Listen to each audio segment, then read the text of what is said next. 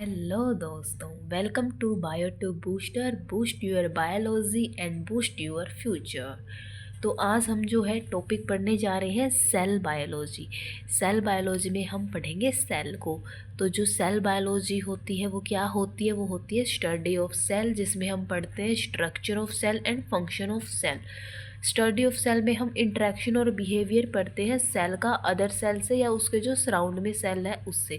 जो सेल की डेफिनेशन हो जाती है वो होती है structural unit of life and functional unit of life.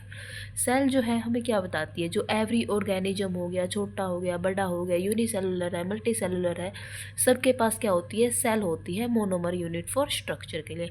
Every cell can perform at least basic function to sustain in a living state. मतलब कि अगर किसी सेल को लिविंग स्टेट में रहना तो वो अपने बेसिक फंक्शन को तो परफॉर्म करेगा ही। इसलिए सेल को हम क्या बोलते हैं? Fundamental unit of life. ठीक है। फिर हमने एक टर्म को उठाया है, एक स्टेटमेंट को उठाया वॉइट एंड वॉइट बुक में से। तो उसमें क्या लिखा था कि small membrane enclose unit filled with a concentrated aqueous solution of chemical and endowed with extraordinary ability to create copies of themselves by growing and dividing into two। इसने cell को सिंपल ऐसा बताया गया है कि जो हमारी स्मॉल मेम्ब्रेन होती है वो इनक्लोज होती है कंसनट्रेटेड एक्वस सॉल्यूशन जो कि भरा हुआ है, उसमें वो क्रिएट करती है कॉपीज खुद की, जिससे वो ग्रोइंग होगी और डिवाइड हो जाएगी इनटू टू में, like as a daughter cell. फिर हम पढ़ते हैं discovery of cell. Discovery of cell में सबसे पहले जो साइंटिस्ट है अरिस्टोटल आते हैं। इन्होंने एक टर्म दी थी जो टर्म वेरी फेमस, और जो टर्म थी वो क्या थी? First term of cell.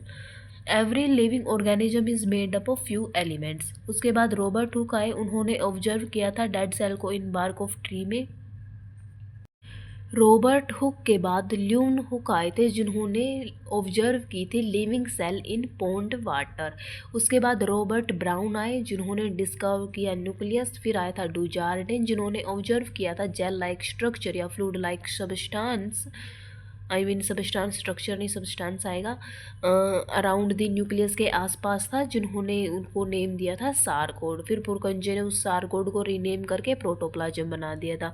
फिर शैजल्डेन आए, जो कि एक बोटेनिस्ट थे। उन्होंने क्या कहा? जो प्लांट है वो किससे बना हुआ है? डिफरेंट टाइप ऑफ सेल से बना हुआ है, और सेल जो है उसके पास क्या है? सेल वाल है। फिर सेजवान आए, उन्होंने, वो एक जूलॉजिस्ट थे, उन्होंने एनिमल के बारे में भी सेम चीज़ की कि ये बहुत मैनी सेल से बनी हुई है, लेकिन इनके पास सेल वाल नहीं होती।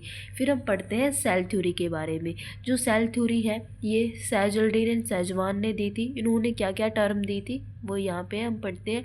Every living organism is made up of cell and cell products. इन्होंने क्या कि जितने भी लिविंग ऑर्गेनिज्म सब सेल से बने हुए हैं और उनके प्रोडक्ट्स से बने हुए हैं। न्यू सेल आर फॉर्म्ड को, इस टर्म को उन्होंने डिनोव बोला था। New cell are formed abiotically called as de novo. Cell contain hereditary material. Cell perform metabolic activities perform करती है। सेल कंटेन करती है प्रोटोप्लाज्म को that has organelles like nucleus होता है। फिर एक्सेप्शंस भी थी सेल थ्योरी की।